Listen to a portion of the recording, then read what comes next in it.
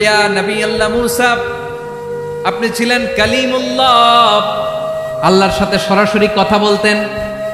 রব্বুল আলামিন আপনাকে তাওরাত কিতাব দিয়েছেন, আপনি যে একটু সুপারিশ করেন আল্লাহর নবী মূসা বলবেন মাফ করো, আমিও পারবো না, আমি দুনিয়ার বুকে ভুল করে একটা মানুষকে মেরে ফেলেছি। আমি মারছিলাম আদব শিক্ষা দেওয়ার জন্য এক থাপ্পড়, এই থাপ্পড়ে যে ওই লোক মরেই যাবে আমি জানতাম না। আজকে আল্লাহ যদি জিজ্ঞেস করে কেন মারলা, জবাব আছে? ওই লজ্জায় আমি অনুতপ্ত, আমি পারবো না, আমার এই কথা বলো না। আজকে আল্লাহ বড্ড রেগে আছে, আমি পারবো না, তোমরা আল্লাহর নবী ঈসা আলাইহিস সালামের কাছে যাও।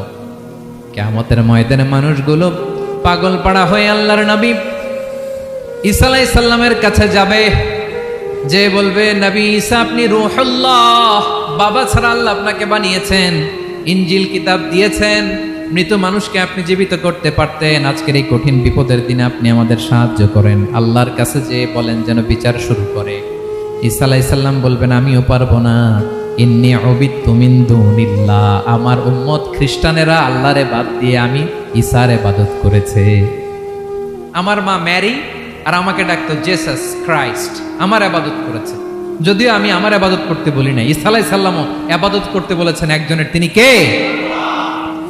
আল্লাহর নবী ঈসা আলাইহিস সালাম বলবেন আমিও পারবো না, আজকে আল্লাহ অনেক রেগে আছে, আমি পারবো না, তবে একটা পরামর্শ দিতে পারি, একটা সাজেশন দিতে পারি। আজকের দিনে এই কঠিন মুসিবতের কালে, এই কঠিন সময়ে কেউ আল্লাহর দরবারে দাঁড়িয়ে একটা টু শব্দ করার ক্ষমতা কারো নাই, একমাত্র আখিরি জামানার পয়গম্বর বিশ্বনবী মুহাম্মদুর রাসূলুল্লাহ ছাড়া। মানুষগুলো এবার আগুনের মধ্যে পানি দিলে যেমনি আগুন নিভে যায়, দাউ দাউ করা হৃদয়ে জ্বলন্ত আগুন তাদের ঠান্ডা হবে। কিয়ামতের ময়দানে ওই বিভীষিকাময় সময়ে মুসিবতের কালে মানুষগুলো পাগল হয়ে বিশ্বনবীকে খুঁজতে আরম্ভ করবে। সবাই মিলে বিশ্বনবীর কাছে যে বলবে ইয়া রাহমাতাল লিল আলামিন, ইয়া খাতামান নবীন, রাহমাতাল লিল আলামিন, দেখেন আমাদের কি অবস্থা, কি কঠিন বিপদে আমরা আছি, দাঁড়াতে পারি না, সূর্যের আলোতে ঘেমে হয়রান, আজকে কেউ সুপারিশ করতে পারবে না।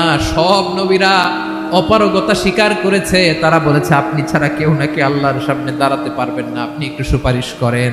বিশ্বনবী বলবেন আসো আসো, আজকের দিনে আমি ছাড়া আল্লাহর সামনে কেউ দাঁড়াতে পারবে না। বিশ্বনবী মাকামে মাহমুদে যে আল্লাহু আকবার বলে সিজদায় লুটিয়ে পড়বেন।